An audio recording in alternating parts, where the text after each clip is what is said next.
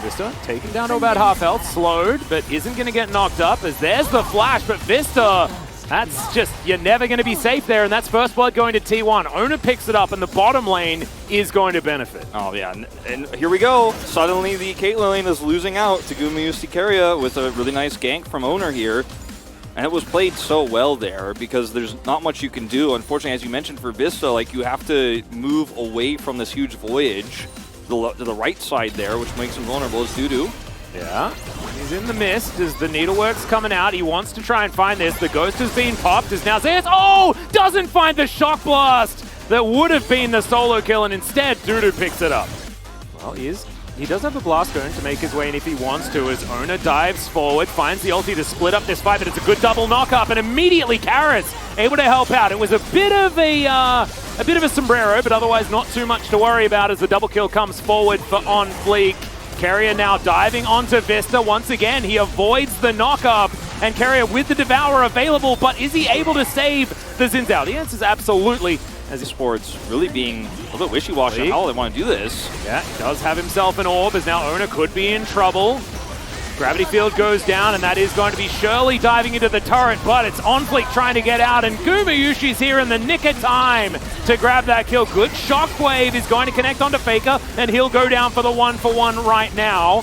As, oh dear, Zeus caught out of position, snipped up there by Dudu as well, as now Owner's trying to run himself out as Karis goes golden at the perfect time, and Dudu helps grab yet another kill for Harmful Life, and they should be able to grab themselves a dragon as well, as Keria just voyages his way out. Yeah, a lot of tools used early in the team fight here for T1, hoping that it was going to lead to bigger successes. All right, goodbye.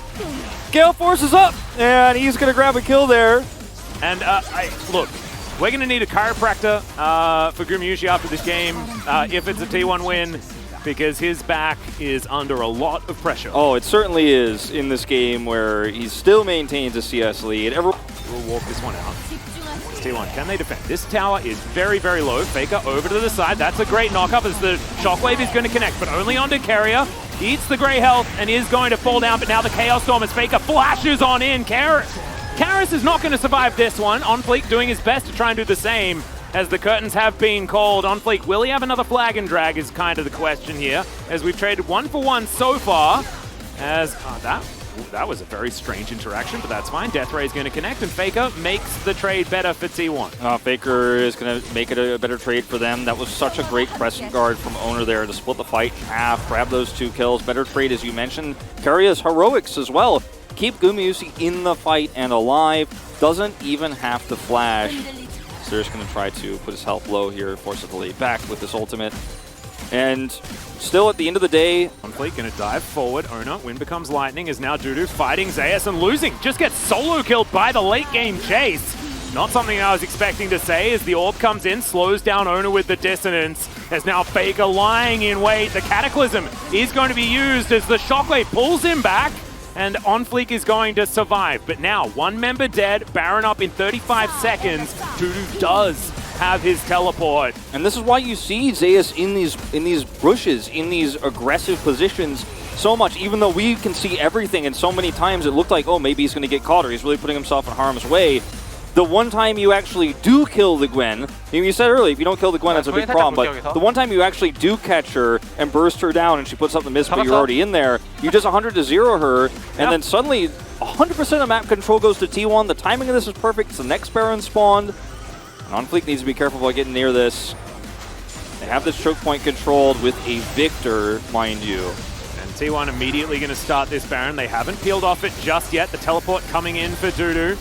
Gets him immediately over there. The flag comes in. Onfleek, can you find the smite is the question. The Baron's down to 50-50. It's going to be secured by Owner, but can they win the fight is the question. Keria gets the Devour off, and now Owner back in once again. The Orianna grabs the first kill, but the Caitlyn is already dead. The bottom lane has been dealt with, and now it's Dudu that has the damage. Karis there to try and support him. 4 versus 3. The Baron on T1. They win this fight. Yeah, Baron on them. There's no way Honda Life Esports can continue to chase here into all of that damage. Even with Faker down at 0 mana, basically, you don't want to actually go for this chase anymore. Every champion that he plays, but this time I think he's going to get the pop. I don't know. You reckon? Feeling that way. Yeah, dude. For that moment. He's immune. So he's going to be all right as Onfleek looking for his opportunity. Dives towards Faker, doesn't get the knock-up, and I think Onfleek's just dead. He does get a Cataclysm, but that was heading towards the grave. And now, without a jungler, they are not getting this soul. That is absolutely a fact. And this is not an issue of Hanwha Esports' comp. Oh, Shockwave connects. Carrier could get punished. That's a really long tongue. And he will keep himself alive. Curtains have been called. Is Vista in so much trouble? Dudu able to dash in front, but man, that last. Hanwha Life have looked lost around this map. The Baron especially was the big turning point as Zuma. Yeah, going to have to get devoured. And Carrier's going to walk this one out. Ona now finds himself in the company of the 4 members. Make that 5 as, they try and get the kill to Sandi, and he's able to pick that one up. So, on to get engaged on. As Carrier takes a little bit there from the dissonance.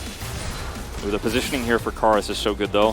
Guma, Yusi, and crew are going to have to back off, and they're like, all right, we're going to trade this for the Baron and try to control the map. This could be a wrong call, though, for T1, as Vista and crew are heading over here, and T1... They're really just trying to rush this down. They might end up being a 50-50 on this. They might lose both. They should be able to get this as the teleport immediately comes in. Okay, that is going to be the Baron secured, and the Shockwave does absolutely nothing. Ona now splits up this fight as best he can as Carrier finds himself on the wrong side of the fight. Dudu goes golden. Faker is out of there immediately, but not before taking down Onfleek on his way out. And T1, it is going to be a 1-for-1 trade support for jungler, and the Baron goes to T1. The Soul goes to Hanwha Esports, and I think they're going to lose their inhibitor. Looks like it's just barely going to go down with 2 super minions here. Dudu pulls them off. Distract them enough is the question. That could actually be the end here as Ona does it as well, but he's able to get himself out of the way. Does so nicely as that's a great devour, but has Carrier actually saved Faker? He gets a huge shield as Dudu goes golden, and now Ona looks for the re-engage. The curtains have been called. It's a 1-for-1, but Gwen for Tahm Kench, you will definitely take that if you're T1. It's now the fight continuing and the double kill for Ona in the end. That is going to be that as T1 find the team fight early, and they will finish off this game. And that's definitely going to be a vote in the Carrier call on this one. You can write it down right now, We can write it down because that is so many saves he's had this game, including on Faker at the end, which is the most critical one to end the game. Things look shaky in the start of that engage. Things look shaky in the start of that engage, but T1 are able to win it in the end. Oh man, that was definitely a slow burn, but in the end, T1 are going to be able to pick up the win. Nexus goes down. Hanwha Esports, as per usual, made them work for it, but this time the curse is not going to strike. And I think a lot of people might look at this and go, "Whoa, I'm worried because T1 struggled in a 3-game series against Hanwha Esports. Will they be able to beat Gen G?" I think what we saw was T1 give Zeri over, then play into a Caitlyn bot lane, and play on hard mode, play the hardest best of 3 they could have given themselves. As Jin Tahm Kench into Karma Caitlyn. That is the silliest thing I think I've ever been able to say. I think if this series doesn't give you insane confidence in T1, if this series doesn't make you feel like this team can win anything, like they played a